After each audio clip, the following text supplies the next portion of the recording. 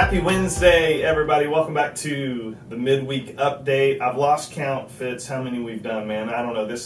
We need to celebrate our 100th episode. I think we got to be getting close if we haven't. Well, we're probably about halfway there, I'm guessing, because it's been right at a year since we started this. A year ago, we started doing this because we couldn't meet in person on Sundays or any other time. Yeah, just trying to close the gap a little bit. Yeah, man. It's crazy. And if I remember right, the weather was about like this a year ago. It was beautiful. Yeah. We were moving in from a rental house. That's right. The Fitz fam was just moving into our house. 3 dudes from this church showed up to help us in a big way, or else it would not have happened. Yeah. We only moved like a mile, but we had a lot of stuff to move. And that's not totally true because we had some stuff stored somewhere else that we had to get. Secret location. And it was shut down. I think we were illegal. Oh, yeah. We did it all because no doubt. we were under quarantine. Yeah. But you had to get moved, Yeah, you got to get that done. Yeah. So a year later, here we are. Things are looking good. Excited, cautiously, about the days and weeks ahead. But just grateful. Somebody, I saw a post that said, "Are you alive today?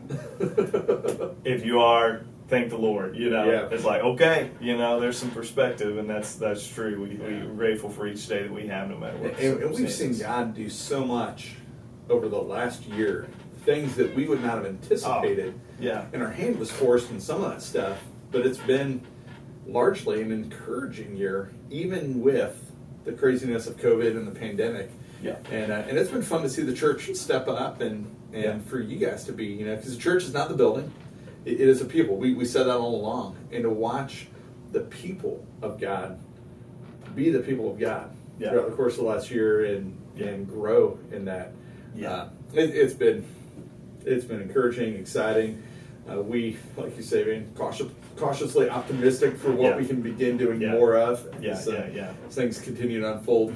Yeah, and one of the things we wanted to specifically just lean on again and say thank you for. We can't.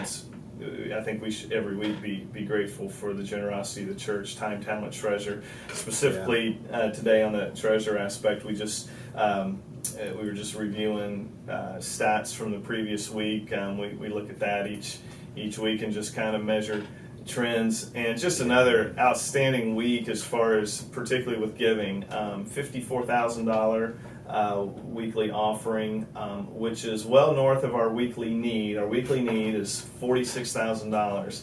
So anytime we're over that, it's like, that's not reason to retreat your giving or stop.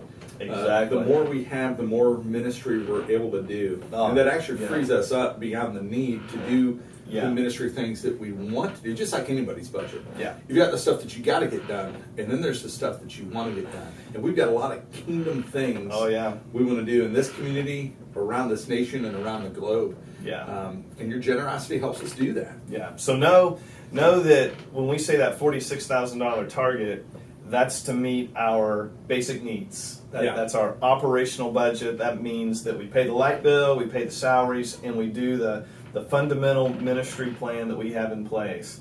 Then the dollars above that, every dollar we average above 46, we've got another set of line items for the if God blesses. And so there's more than enough ideas and plans to use that. So keep it up. Thank you, and to God be the glory for entrusting us with the resources we have. The old challenge that people would give us, say, you can tell me what you value with your lips. But I will see what you value when I look at your schedule and your checkbook. I don't know anybody uses a checkbook that much anymore, but when we look at our accounts and when we look at where we're going throughout the day, that demonstrates what we value. And we might say we value something, but we might even deceive ourselves. It's really, where are we putting our time, our talent, our treasure, like you say. And those three things, why is it important to us? Because it demonstrates our devotion to God when we say, God, you got all of it. Uninhibited, unrestricted. I trust you fully with everything, from where I spend my time during the day to where I spend the dollars you've allowed me to have to where I spend the talents you've blessed me with. God, you get the glory from it all. Yeah. And when we see people do that, there's just such a correlation to a deep, rich, abiding, growing, vibrant faith, which translates to deep, rich, growing, abiding, vibrant church. Yeah. And so for those of you doing that, way to go, keep it up, and you inspire the rest of us towards deeper levels of growth, generosity, with all areas of our lives. So thanks. Yeah. Thanks. Yeah. Let's flip it over to the time and talent aspect. We have so many folks that give their time and talent to serve, from our kids all the way through our adult ministries. Many of you have stepped back into that. Many of you are still kind of waiting to see and until it's healthy, until you're comfortable. But for those of you who continue to serve, thank you. We're going to be gathering our leadership from our elders to our staff, deacons, down into our volunteer leadership. So not all of our volunteers, but folks who have accepted responsibility to lead other volunteers. We're going to be gathering them together for a variety of reasons, but one is to say thanks, and specifically we're going to be highlighting kind of 4 categories of volunteers that represent a whole lot of you, most of you out there, but through a few individuals, we want to use them kind of as a representative. And the first category are the long haulers. That's a phrase that's come up with COVID in kind of a negative sense. So maybe a COVID long hauler and still struggling with that. But when it comes to ministry, that's the name of the game. Yeah. It's a marathon. It's a life. Yeah. Lifers. Long obedience in the same direction as Eugene Peterson. Yeah. There you go. Love that. Yeah. And there's many of you who land in that category. There's not a magic year. It's just, the years start to add on, and before you know it, it's like, I've been doing this a long time. And it may be in the same area, or it may just be different areas, but consistent commitment to the mission. And so a person, and it's actually a husband-wife duo, that have been in ministry since the early days here, going back to the 80s, in fact. 1988 was when they came on the scene here. And for the longest period have been in our children's ministry. This is Susan Arrett's kind of right-hand person, and that's Sherry Kraft and her husband Denny. Man, such faithfulness and pouring into our kids. So thank you, Denny. Thank you, Sherry, for your ongoing commitment and representing the long haulers. Man, longevity in ministry is such. I have so much respect, because there's so many changes that we endure just through short seasons, let alone when you talk about from the 80s until now. And there's a lot of stuff that's changed, especially in the way we do kids ministry. And for people to stay with it and to love on our kids. And to not let the generational thing or the age thing get in the way, and just to keep doing it. Guys, you're heroes. So thanks. Keep it up.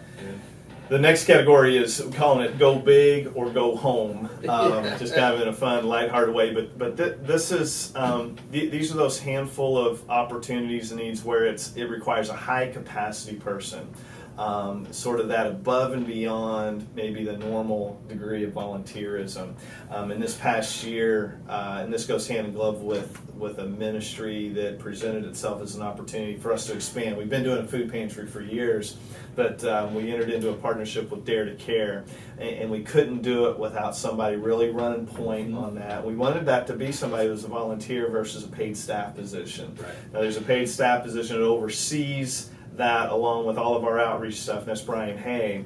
But Brian reached out to a specific person who said, I'll step up, I'll go big and take this on, and she has demonstrated this over the last year, and that's Allie Lucas and our Dare to Care food pantry, and we want to include all of her team. Allie doesn't do this alone.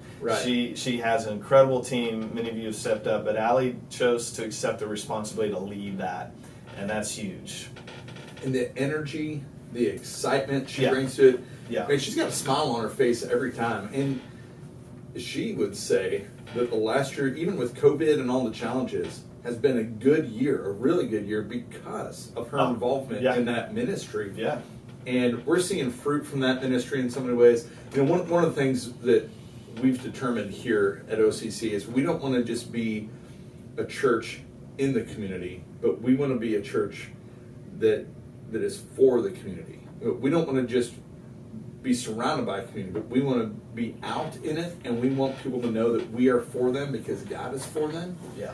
And what a great way that, we're inviting people who are hurting and in need to come to our campus and receive love and prayer and all that. And Allie and her team, crushing it. Yeah, crushing it. Yeah. Every Tuesday and Thursday, rain or shine, man. Man. They're out there. We were talking yesterday. They've only actually shut down 1 or 2 days, but when we had the ice. Yeah. It just wasn't safe. Yeah. But other than that, man, every Tuesday, Thursday, they're open serving people, and we are grateful for her. And again, representing the others who have kind of accepted that, top tier responsibility.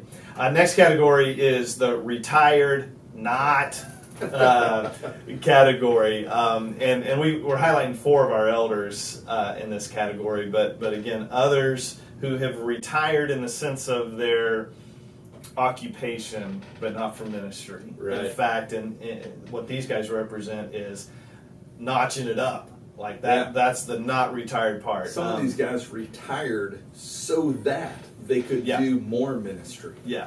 I love it. Yeah. I love it. And so that's Jeff Johnston, Dennis Kaufman, Greg Lane, and Greg Leathers. Yeah. Those are our 4 retired, not guys who are just pouring their life now full time into ministry. And I know they're loving it. We're the beneficiaries of that. I know you and I, in our relationship with them, and the time and energy they're given from a pastoral sense to our team and to our staff, from a leadership standpoint for the church. And so that should be encouraging to you all, that those guys, along with our entire eldership, these guys just are in a unique position now to where it's like 24/7 for them, man. They're loving it. So. Some of you might not realize the relationship that our elders have with our staff, the church, and all that, and kind of the tiered levels of leadership here. So our elders are the top level of leadership, who their responsibility is to God, and they act as one unit with one voice, determining the vision, guarding the doctrine, guarding the direction of the church, and then I'm the paid staff who responds to them, who answers up to them, and I get to sit on that team. We, as executive leadership, sit on the team and get to speak into that. But then the staff respond up through a chain of command to me. And I tell you, one of the things when I was looking at coming to this church, I had some non-negotiables of things that had to be in place for me to say yes. And one of them was a strong elder team that was committed to the right processes and the right principles and doing things right with the right kind of guys. And bar none, our eldership loves this church. They love God. They love His kingdom.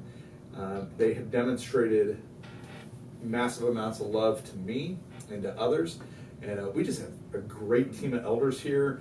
So when you see those guys, give them a pat on the back, say thanks, because there are hours spent being an elder in this church, sometimes dealing with stuff that's just grueling. But they find life through it, and they dedicate their time to it. And I've never heard any of them complain about it. And current elders and previous elders, they don't get the recognition they deserve, and none of them are in it to get recognized, which is what I love about them. And so thanks to all those guys, and especially the guys who retired and given even more time. The time they meet with me to put up with me, we wrestle through stuff together. A lot of wrestling. Man. And it's good. It's good, man. I'm better for it. The kingdom's better for it. Our church is better for it. Thanks. And if you're like, who are our elders, or how can if I want to send them an email just to encourage them and say hello, just go to our website, and the Contact Us tab has a drop down. You'll see our Staff and Elders tab. Just click that and it'll get you to the page. All the emails are there. OklahomaCC.org. So check that out. All right, last category is the can't keep a good man down category. We've seen this guy, when this time of year rolls around, this guy comes out of the woodwork and goes to work. Now that he's serving all the time throughout the year, but his thing specifically and what he loves to do is make sure that our landscaping is kept up and the flowers get planted, and just overseeing all of that. But he recently had knee replacement surgery. And if you've had that, man, I mean, that's a tough recovery. Yeah. Just a slow process of getting that knee back in shape and able to walk without pain. I think it's only been like 5 weeks since his surgery. And this past week, he was out here planting flowers and going to work. And so can't keep a good man down. That's Dan Sherrard, y'all. And we are grateful for Dan and many others who overcome or spite their illness or physical struggles that they have to still do ministry. It's not an excuse. It's just another reason to push forward and keep serving. So. Yeah, it was pretty awesome. The other day I got to sit down with him and just have some conversation about, mission and vision and the church and his history here. And it was just encouraging. I loved getting to sit across the table from that guy and hear him tell stories of his time here at OCC. And one of the things I mentioned to him, and I would say this about anybody who I see come into our church on a walker or in a wheelchair or with a cane, or just knowing some of our folks, especially some of our older folks or some of those who have disabilities, you only have so many energy units on a given day. And so when people spend their energy units to come to church, especially knowing that we have an online option now, but they're spending, sometimes some of these folks spending 80% of their energy to get here and be at church, and I know it wipes them out. And few things are as encouraging as that for our staff, because we know it takes a lot. And then to see somebody like Dan, who shows back up during the week, where he's nursing an injury and he's got the cane right now that he detests, and he's watering the flowers to make sure they're growing, and just doing what he can. And I know that he, like the rest of these volunteers we've highlighted, represent so many of you. And it's just humbling to watch people serve in that way, through those things, and to know how much this church means to them, to know how much the ministry means to them. And again, just inspiring and humbling. Can't say enough things. So those are our 4 categories. Hopefully I think that represents a whole lot of you all. So again, we just want to give big shout outs to these individuals, but again, who they represent, all of you out there. Fitz, let's talk about Easter coming up. We are counting down about 10 days left. A week from this Friday will be our Good Friday service at 7 o'clock. So again, just a reminder about that. And then we head into Saturday at 5 and Sunday at 9:30 and 11. Just a reminder, we have hard copy business card type invitations available here in the lobby. So if you're on campus anytime the rest of this week or Sunday, be sure and grab those. They're spread out. We've got plenty of them. Take those with you. I found they come in really handy, like at the restaurant. You just right there with your waitress or any kind of point of sale where you're at. It's just an easy handoff. Hey, want to invite you. Drop that in their hand. It's easy to pass along. Okay, so use that. Of course, use all of our social media. We'll continue to push things out there that you can share and invite. So spread the word. Looking forward to an awesome Easter, man. So excited about Easter at OCC. It's going to be a great weekend. The Good Friday service might look a little different this year. For some of you who've been part of a Good Friday service here in the past, a little bit more experiential and hands-on with some of the elements. But man, our team has a great service planned for that night. I think it'll be really impactful. All ages are invited to come and be part of that, participate. And it's not just a come and watch, but a come and participate kind of service. And then Saturday and Sunday's service is going to be awesome, man. I'm looking forward to this. This is my first Easter at OCC in person with people in the building. Man. Last year we did Easter, and in January I told the team, I said, man, we got the Easter theme. We're calling it Empty Easter. That was like a terrible prophetic statement that we ended up in an empty building. So I'm pretty excited. This year we're calling it Grave Robber. We're coming out of that. We're stealing back. And just excited to have you join us on campus or online for Easter at OCC this year. Right on. Okay. All right. Last thing, we've got and this is just on the other side of Easter, the Tuesday after Easter. We're launching a new program opportunity called Care Night, and this is going to be something you'll see pop up throughout the year. It's not ongoing like every week. It'll run through cycles. So this is our first go at it with the goal of having multiple care type settings for you to come into. As an example, this first one has an opportunity to gather to talk about and be ministered through anxiety and depression.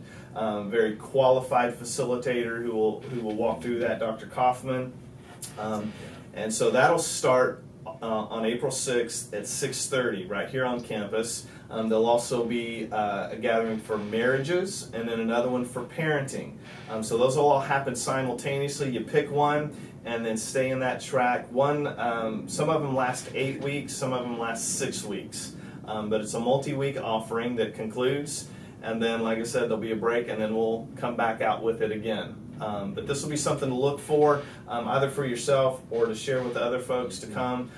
We want to be able to deal with these things and provide resources for these things because they're very real. Anxiety and depression is an epidemic in and of itself in our culture, and we want to make sure we're providing help in those areas. So, yeah.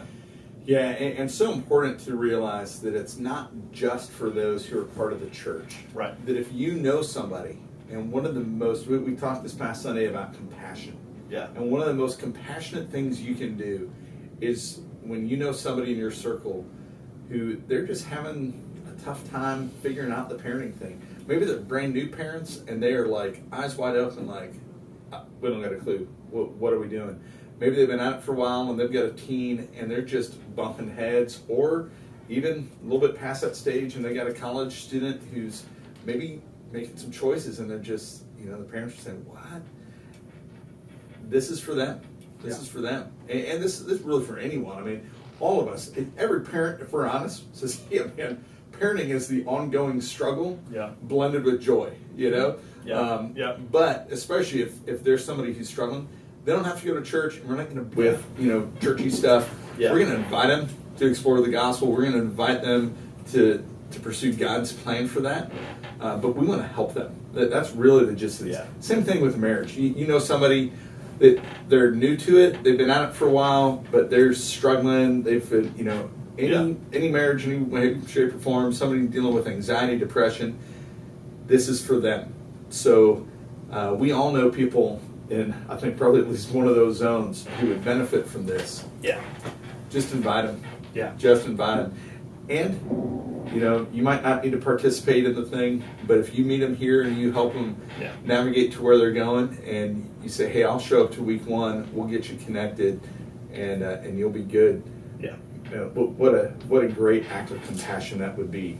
Yeah. And so grateful for the ones who are going to be leading this ministry. It's so important. Yeah. So important. Yeah, so all the details about that, again, on our website, just go to the events page, look at the Care Night logo there, and click on it. It'll open up all the information, ways to get registered. Okay, so check that out. Spread the word about that great opportunity called Care Night starting April 6th at 6:30. Fitz, that's all we're going to do today, man. Yeah. It's been another good Wednesday. Yeah. Looking forward to Sunday. We'll continue the Grave Robber series. Sunday's coming. And, so you guys have a great rest of the week, and we'll see you Sunday morning. See you on Sunday, church.